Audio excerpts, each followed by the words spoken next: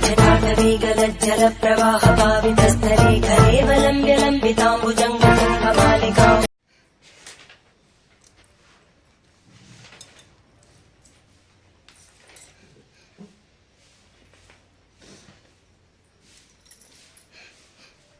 पाँच एक मिनट का है, चल कर देते हैं, कम हो जाएंगे। नारद जी ने कहा कि देवगणों के 26वां अध्याय,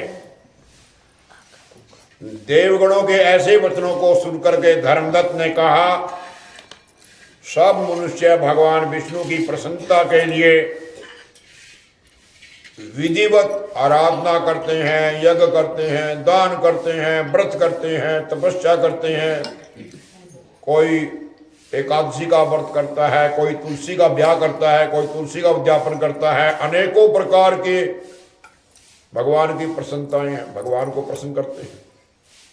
किंतु कोई ऐसा सरल उपाय बताइए कि जिसके करने से इन सब का फल मिल जाए। गणों ने कहा कि हे द्विज श्रेष्ठ, आपका प्रश्न बड़ा श्रेष्ठ है। हम आपको भगवान विष्णु की शीघ्र प्रसन्न करने का उपाय बता रहे हैं। हम इतिहास के साथ प्राचीन वृत्तांत सुना रहे हैं, सावधानी से सुनिए। प्राचीन काल में कांचीपुरी में चोल नामक राजा राज करता था। उसी के नाम से उसके देश का नाम भी चोल ही प्रसिद्ध था।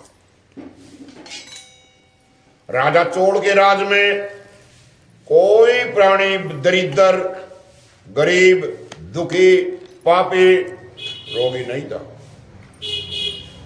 वो सब राजा के यज्ञ करने का प्रभाव था। राजा बहुत यज्ञ करता था। ताम्रपर्णी नदी के किनारे सोने के यज्ञ स्तंभ उसने खड़े कर दिए थे। द्विजवर, एक दिन वो राजा भगवान विष्णु के पास में गया।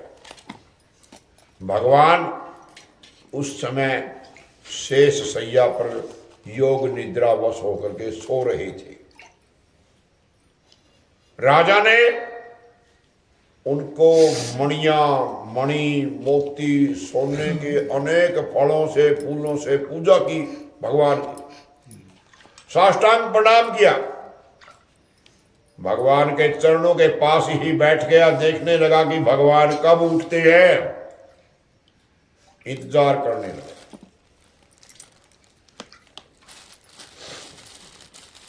राजा थोड़ी देर के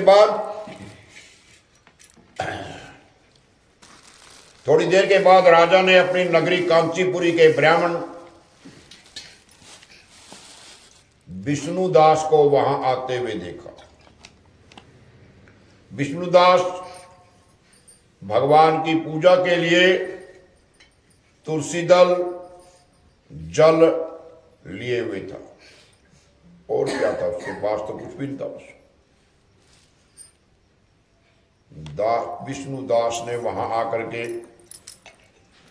भगवान विष्णु को विष्णु सूक्त मंत्रों के द्वारा स्नान करवा करके मंजरी दलों से भगवान की स्तुति की। नटवर नागर नंदा भजोरे मन गोविंदा। नटवर नागर नंदा भजोरे मन गोविंदा। सांवरे सूरत मुख चंदा भजोरे मन गोविंदा। सांवरे सूरत मुख चंदा भजोरे मन गोविंदा। इस प्रकार अनेक प्रकार से विष्णुदास ब्राह्मण ने भगवान का पूजन किया, भगवान की स्तुति की। विष्णुदास के चढ़ाए हुए दलों से तुलसी के पत्तों से राजा के चढ़ाए हुए मणि मोती ढक गए। राजा ये देखकर क्रोध में भरकर बोला, ओ ढोंगी मूर्ख ब्राह्मण, तूने मेरी चढ़ाई हुई मणियों को, मोतियों को, सोने के फलों को तुलसी दल से अपने सादे फूलों से ढक दिया। ये तो सिंपल फूल है, मैंने सोने के फूल चढ़ाए हैं। तो बेचारा भला भक्ति करना क्या जाना, तेरे पास कुछ है नहीं है। तूने मेरे किए हुए इतने सोने श्रृंगार को, सोने के श्रृंगार को, चांदी के श्रृंगार को बिगाड़ दिया। अब राजा की बात सुनकर के विष्णुदास को भी क्रोध आ गया। वो भी ब्राह्मण था। राजा के गौरव को तुच्छ समझ करके कहने लगा कि हे राजन, तुम भक्ति करना नहीं जानते। तुमको तो अपने धन का घमंड है। बताओ, आज से पहले तुमने कितने भगवान के व्रत किए? देवगण ने कहा कि ब्राह्मण के ऐसे वचनों को सुनकर के राजा ने घमंड से हंसकर कहा, हे विप्र, हे ब्राह्मण, भगवान की भक्ति के अभिमान से यदि तू ऐसी बात कह रहा है ना, तेरे को भक्ति का घमंड है, तो मैं पूछता हूं, बता, तुझ जैसे भिखमंगे ब्राह्मण में भगवान की भक्ति कितनी है? बता, कितना भक्ति तेरे पास है? तुमने आज तक भगवान की प्रसन्नता के लिए कुछ भी नहीं किया, ना कोई मंदिर बनाया, ना कोई तालाब बनाया। तुम भला इस प्रकार की भक्ति का ढोंग भी बना रहे हो जैसे कि तुम बहुत बड़े ढूंढ हो, गर्व कर सकते हो। यहां जितने भी ब्राह्मण बैठे हैं, मेरी बात को ध्यान से सुन लें और देख लें। भगवान विष्णु के दर्शन पहले मुझे होते हैं या इस ढोंगी ब्राह्मण को होते हैं?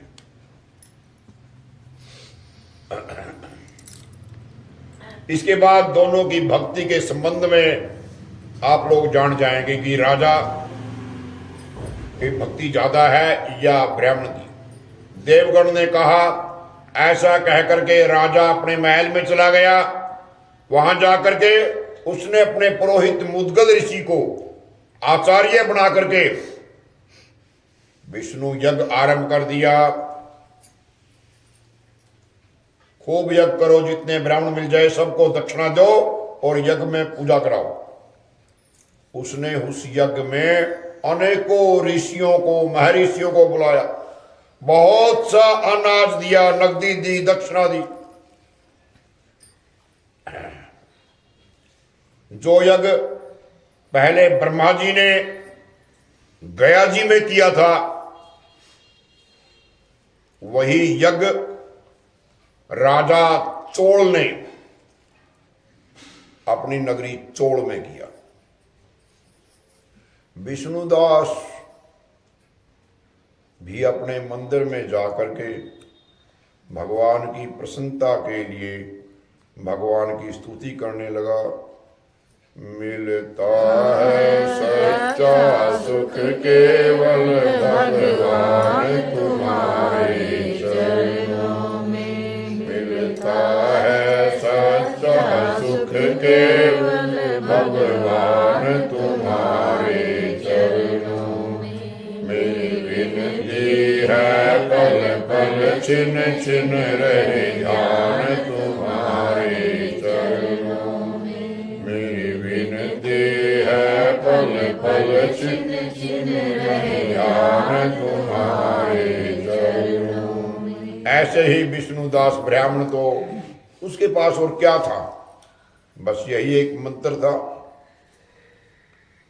भगवान के आगे हाथ जोड़ करके और सच्चे मन से भगवान को लगन से भगवान की स्तुति करना, बस अपने सच्चे मन से स्तुति करना, यही सबसे बड़ा धन विष्णुदास ब्राह्मण के पास था।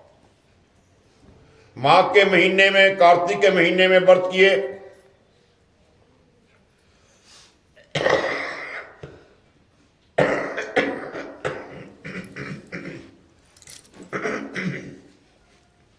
हर शनिवार को तुलसी के वन की सेवा की।